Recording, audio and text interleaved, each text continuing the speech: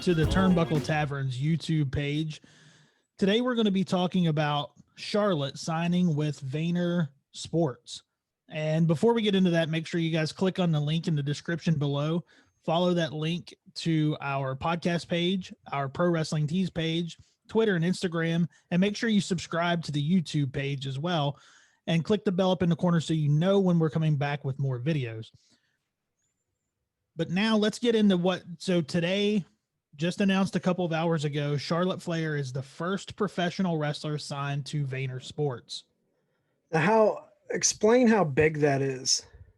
So VaynerSports has been around since 2016. They, it's under the Vayner Media umbrella, and that's Gary Vaynerchuk, which if you follow, he's a great motivational speaker. He's a very successful businessman. He had started with Wine Library way back in the day. He was one of the first people to do like the video blogs and then got on YouTube. But they've had the VaynerSports since 2016, and they've had NFL players. They've had, baseball players, esports stars, and combat sports athletes. But now Charlotte is the first professional wrestler under that umbrella. Now, do they have any reputable people that they represent in other sports that may stand out, like big names? Let's see who is, because I know they've had, they had a couple of wide receivers, or they had a wide receiver he played for the Texans, and that was one of their first signings ever. So let's see who's under their umbrella. Let's see. It's not just Gary. It's Gary and his brother. So they're kind of this is an upstart company for them as far as representing athletes. Right. Yeah. And I'm excited. I want to know, how that's going to be with a professional wrestler under that umbrella, because I know they're independent contractors, and I know Vince likes to have his hand in a lot of stuff, but now with them, kind of handling Charlotte, like I want to know how that's going to work. Yeah.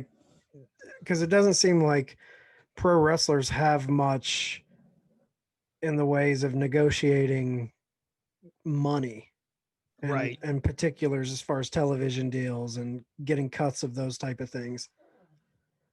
Let's see. Clients signed to VaynerSports include former interim UFC lightweight champ Tony Ferguson, Eddie Alvarez.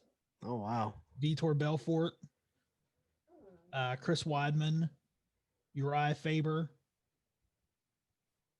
It looks like they do a lot with MMA. Yeah, those are big names. Curtis Blades. Yeah. So looks like those are the biggest. Looks like those are the biggest names that they have as of right now. It doesn't say anything about the esports or the baseball stars, but I mean the combat fighters. Those are some pretty big names to be representing. Yeah, and it makes sense that they would transition into pro wrestling if they're big into mixed martial arts fighters, because those two worlds kind of run side by side, right, in a lot of ways. And I've always been a fan of Gary V. I've always followed Daily V and all of his stuff, and I would like to kind of take this opportunity to personally invite him onto our podcast to talk about this, since it just happened today. I know he loves pro wrestling. We love pro wrestling. I'd love to sit down and be able to talk to him about what this means for the athlete and the relationship that they have with their promotion. Yeah. And, UFC, it sounds like VaynerSports represents a lot of mixed martial artists, and anyone in the know knows that when the Fertittas took over UFC, Dana and the Fertitta brothers pretty much based their business model off of Vince McMahon and the WWE. The way they run their business, the independent contractor status, all of this type of stuff. And a lot of the maybe cons, the pros and the cons, but a lot of the cons of WWE and the independent contractor status and UFC kind of gets uh, a lot of grief over that too. So I would be interested to see how someone who represents fighters kind of can see those similarities, and what does that mean when you go into, you know, a contract negotiation or getting sponsorships for your fighter slash wrestler. Because, you know, when you talk about other pro athletes, the NFL, NBA, they all have like players associations. They Right. have essentially unions where they can negotiate when a big television deal like WWE made that $1 billion deal with Fox. You know, they get all this money. The wrestlers aren't seeing any of that. Right.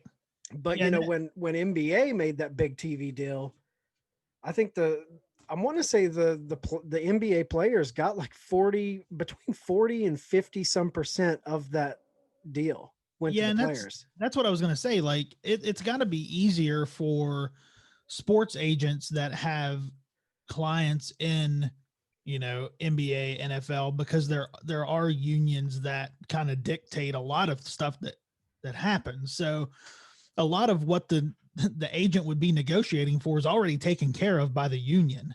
Right. So I would be interested to see how someone like Gary Vaynerchuk can step in and be that voice for the athlete. Yeah, I mean, the question is he going, is he's just going to be playing the role of agent slash manager, whatever his Vayner Sports entails.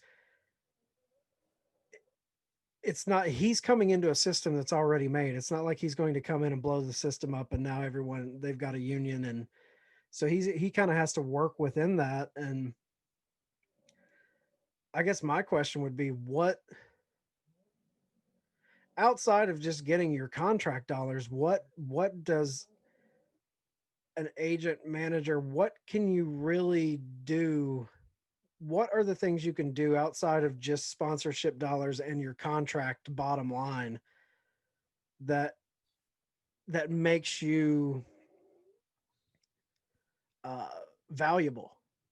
Yeah, because you know a lot of, especially with Charlotte and professional wrestling in general, a lot of these names are owned by Vince McMahon. So Right.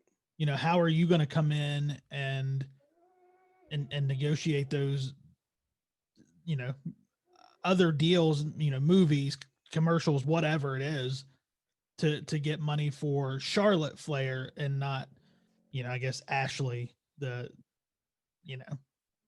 Yeah. Yeah. That's the thing that seems weird to me about it, is that it seems like the waters in a UFC or a WWE are a little bit more muddy than what an NFL or MLB or NBA player would be, because your likeness is owned by your employer. So Yeah. how can you push that likeness? You know, you could push it and get her into other avenues, but you know, from the way it sounds, McMahon gets a cut of anything using that likeness. So Yeah. that's got to influence your asking price, because, you know, well, if we're getting this, then X amount has to go back to the company. Yeah. Yeah. I mean, bottom line, I'd really just like to know what he's going to do for, you know, what he's done for UFC fighters and what he's going to do for the professional wrestlers that sign under Vayner Sports. Absolutely. Yeah. So normally I'd take this opportunity to say, leave a comment, and you can leave a comment in the comment section below. But ending this video again, want to formally invite Gary Vaynerchuk onto the Turnbuckle Tavern so we can talk about his newest acquisition and the VaynerSports company just in general. All right, guys. Another thing I'll ask is to share this video. Make sure you share, tag Gary V in it. We want to get him on the podcast.